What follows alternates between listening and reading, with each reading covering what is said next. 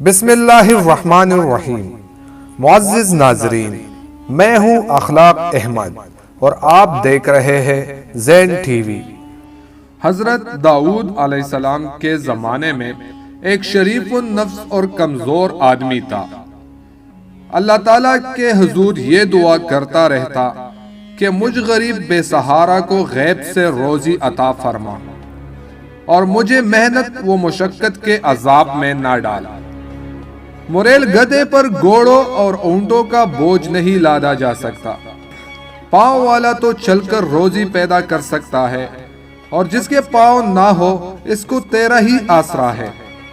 اے اللہ سب کے سننے والے، میں منہ سے ہی تجھ سے مانگ سکتا ہوں، لیکن مشقت کرنے کی طاقت نہیں رکھتا۔ بس یہی ورد و وظائف اس کے دن رات کی مصروفیت تھی۔ اس کا یہ عمل ہر عام و خاص میں مشہور ہو چکا تھا۔ لوگ طرح طرح کی باتیں کرتے، خدا نے ہر شخص کی روزی محنت و مشقت کے راستے اتاری ہے، لیکن اسے دیکھو ہاتھ پیر ہلائے بغیر خدا سے اپنا رزق طلب کرتا ہے۔ پیغمبر خدا کو دیکھو جنہیں اللہ تعالیٰ نے معجزے بھی عطا فرمائے ہیں، خوش الحان ایسے کہ جنس و انس، چرند پرند تو ایک طرف، پہاڑ بھی متاثر ہوتے ہیں، باوجود اتنی شان کے وہ بھی بغیر مشقت کے روزی حاصل نہیں کرتے۔ مگر اسے دیکھو یہ ناکارہ انسان یہ چاہتا ہے کہ اسے بیٹے بٹائے خزانہ مل جائے اور کوئی کسب نہ کرنا پڑے۔ لوگ سو باتیں کرتے، وہ کسی کی پرواہ نہ کرتا، برابر اپنی آوازاری میں لگا رہتا۔ اس کی دعا کا چرچا سارے شہر میں عام ہو گیا۔ یہ کیسا انسان ہے جو خالی تیلی میں پنیر حاصل کرنا چاہتا ہے، جو تلاش کرے آخر اس کو مل جاتا ہے۔ خدا سب کی دعائیں سنتا اور مرادیں پوری کرتا ہے۔ اس شخص نے دعاؤں اور رونے دھونے کی حد کر دی تو رحمت حق جوش میں آ گئی اور اس کی مراد بر آئی۔ زور سے دروازہ کھلا اور ایک گائے اس کے گھر میں گھس آئی۔ اس نے فوراً گائے کو پکڑا، ٹانگیں باندھ کر بے تاحل حلق پر چھری پھیر کر ذبح کر دیا۔ پھر قصاب کو بلوایا کہ اس کو کاٹ کر بوٹیاں بنا دے۔ گائے کا مالک گلی کھوچوں کی خاک چانتا ہوا، گائے تلاش کرتا ہوا ادھر آ نکلا اور یہاں دیکھا کہ گائے ذبح ہو چکی ہے اور قصائی اس کی بوٹیاں بنا رہا ہے۔ اس نے رونا دھونا اور چلانا شروع کر دیا، ارے ظالم، یہ کیا غضب کیا، یہ گائے تو میری تھی، تجھے بھلا کیا حق تھا اسے پکڑ کر ذبح کرنے کا؟ دعا مانگنے والے نے جواب دیا، سنو بھائی، چیخنے چلانے کی ضرورت نہیں، میں برسوں سے اس دعا میں مصروف ہوں کہ اللہ تعالیٰ میرا رزق میرے پاس پہنچا دے۔ اس نے دعا قبول کی، میں نے اسے خدا داد سمجھ کر ذبح کر ڈالا۔ یہ جواب سن کر گائے کے مالک کی حیض و حذب کی انتہا نہ رہی۔ اس نے پہلے درویش کی ٹکائی کی، پھر اسے گریبان سے پکڑ کر حضرت داؤد علیہ السلام کی عدالت میں لے گیا۔ اب احمق، اگر محض دعا مانگ کر دوسروں کا مال ہضم کرنے کی اجازت ہوتی تو پھر کوئی کچھ نہ کرتا، صرف دعا کے بلبوتے پر ساری دولت کے مالک اور حقدار بن جاتے۔ لوگوں نے گائے کے مالک کی باتیں سنی تو اسی کو حق پر قرار دیا۔ درویش نے اس بے بسی کے حالت میں آسمان کی طرف منہ اٹھا کر کہا، اے خدائے رحمان و رحیم، تو اچھی طرح جانتا ہے میں نے اپنی آرزو کی تکمیل کے لیے سینکڑوں روز و شب آوازاری کرنے اور دعا مانگنے میں صرف کیے، اور میں نے جو خواب دیکھا تھا اسی نے مجھے تیری بندگی میں مست کر دیا۔ میری مثال اس مست اونٹ کی سی ہے جو سستی اور تکان محسوس کیے بغیر منہ سے جاگ نکالے بوجھ اٹھاتا چلا جاتا ہے کہ اپنی اونٹنی سے ملاپ کرے۔ میں نے جب اپنی مراد پائی تو مجھے تیرا بندہ نافرمان سمجھ کر شیطان کی طرح کوس رہا ہے۔ اللہ تعالیٰ، میں تو ہمیشہ تیری ہی آگے دست سوال دراز کرتا ہوں، تو میری پردہ پوشی کر لے اور مجھے ذلیل ہونے سے بچا لے۔ گائے کے مالک نے چلا کر کہا، ابے ادھر آسمان کی طرف کیا دیکھ رہا ہے؟ ادھر میری طرف دیکھ اور حقیقت کا سامنا کر۔ کیا تو سمجھتا ہے کہ خدا اور اس کے بندوں کو اس فریب میں مبتلا کر کے صاف نکل جائے گا؟ دعا مانگنے والے نے اپنی پیشانی زمین پر رکھ دی اور وہ رو کر بولا، اے خدائے ذوالجلال، اپنے اس بندے کو رسوا نہ کر، میں بے شک برا ہوں، خطا کار ہوں۔ تو عیبوں کو ڈانپنے والا ہے اور اس نازک وقت میں میری مدد فرما۔ مقدمہ حضرت داؤد علیہ السلام کی عدالت میں پیش ہو گیا۔ پہلے گائے کے مالک نے دعویٰ پیش کیا اور کہا، اے پیغمبر خدا، میری گائے اتفاق سے اس شخص کے گھر میں جا گھسی۔ یہ خدا جانے کب سے تاک لگائے بیٹھا تھا۔ اس نے میری گائے کو پکڑ کر ذبح کر ڈالا۔ آپ کے سامنے میری فریاد ہے، اس سے دریافت کرے کہ اس نے ایسا کیوں کیا۔ دعا مانگنے والے نے اپنی صفائی میں یوں عرض کیا، اس شہر کے سبھی لوگ مجھے جانتے ہیں۔ آج تک میں نے کسی کا مال مارا، نہ چوری کیا اور نہ ہی ناجائز کسی کو پریشان کیا۔ میرا گزشتہ کئی سال سے یہ معمول رہا ہے کہ شب و روز بارگاہ الہی میں یہ دعا کرتا رہتا تھا کہ بغیر محنت و مشقت کے مجھے رزق عطا فرما۔ آخر مسلسل دعاؤں کے بعد اللہ تعالیٰ نے میری آرزو سنی اور یہ گائے خود بخود میرے گھر میں گھس آئی۔ میری آنکھوں میں اسے دیکھتے ہی نور آ گیا کہ حق تعالیٰ نے میری دعا قبول فرمائی اور رزق حلال بغیر محنت کے مل گیا۔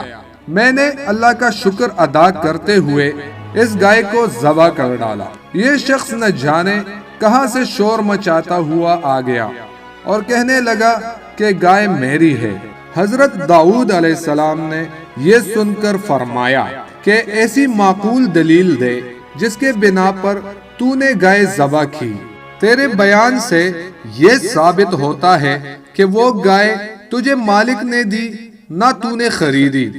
دعا مانگنے والے کی آنکھوں میں آنسو آ گئے اور کہنے لگا، اے پیغمبر خدا، آپ بھی وہی کہنے لگے جو دوسرے کہہ رہے ہیں۔ ایک آہ دردناک اس کے دل سے نکلی اور اس نے آسمان کی طرف نگاہ اٹھا کر کہا، اے میرے دل کا درد جاننے والے، تو داؤد علیہ السلام کو روشنی عطا فرما اور انہیں حقیقت حال سے آگاہ فرما۔ یہ کہہ کر وہ داڑے مار کر رونے لگا۔ اس کی آواز میں ایسا درد تھا کہ نہ صرف سنگ موم ہو جاتے بلکہ حضرت داؤد علیہ السلام کا دل بھی دہل گیا۔ انہوں نے گائے کے مالک سے کہا کہ اس کا فیصلہ ایک دن کے بعد کیا جائے گا۔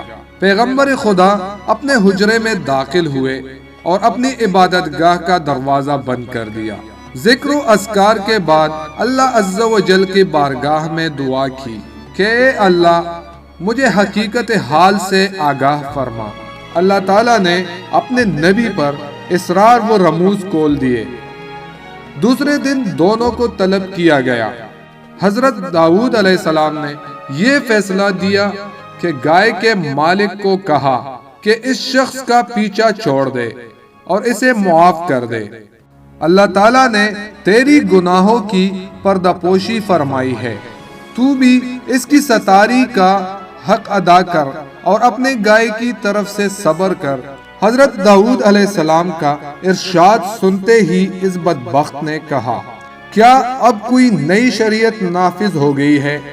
آپ کے انصاف کی شہرت تو زمین آسمان تک پہنچ چکی ہے، مگر میرے ساتھ یہ ظلم کیوں؟ یہ انصاف نہیں، ظلم ہے۔